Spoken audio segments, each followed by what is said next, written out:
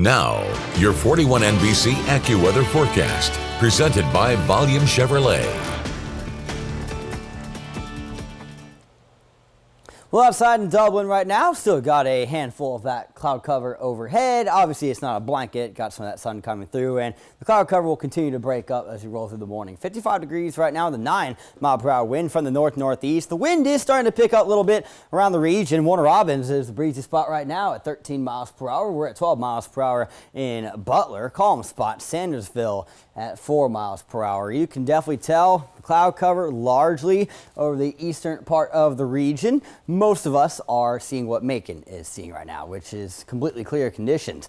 Bit of an update looks like to the freeze watch. Still the northwestern half of the region, but I don't think Houston County was included either earlier, nor was Macon County. It does look like the freeze warning, though, remains the same for Baldwin, Hancock, Jones, and Monroe counties. Again, those are in effect until 11 a.m. tomorrow. On the backside of that cold front, going to be a pretty intense system setting up off to the northeast. We're just going to be dealing with the wind on the backside of it, all right? So it is going to be pretty cool the next couple of days because of these stronger breezes, right? So we're going to be seeing temperatures today that largely peak up in the lower 60s, and as soon as that sun goes down, which is a little bit later now thanks to that time change, it's going to plummet really quickly. It will get cold. We're going to get down into the low 30s for a lot of us tonight. Here are the peak temperatures for the afternoon. Dublin, McRae, Abbeville, 66 the warm spots. Macon, 63. Same for us in Gordon. We'll hit 64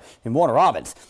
Pollen levels are really low right now. We can thank rain on Thursday, Friday, and then again yesterday, especially yesterday. We had a lot of heavy rain come through the region, so that helped cut that pollen back down.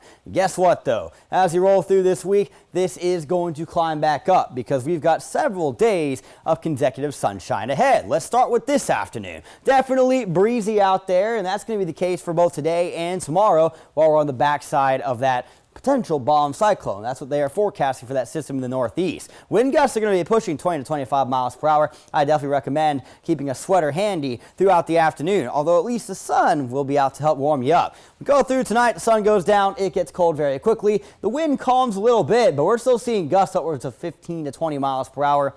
Out the door tomorrow morning for work and school, you're going to want to bundle up. Temperatures are going to hover just above or right around the freezing point. Again, we've got freeze watches and warnings in effect, and wind chills likely to be below freezing for most of the region. We're going to be sunny tomorrow afternoon. Highs will likely be in the upper 50s to the low 60s. So we're looking at a cooler day tomorrow than today, thanks to these consistent winds out of the north-northwest just pulling in that cold but dry air. So it is going to be, again, cold tomorrow night as well. Get a little bit of cloud cover to roll in. Don't know if it'll be quite that much, but I expect lows that are colder than this tomorrow night. And there you go. That's how cold we're going to get tonight. Wind chills, again, 2 to 3 degrees colder than that. Bundle up. In 10 seconds, I'll have your extended forecast.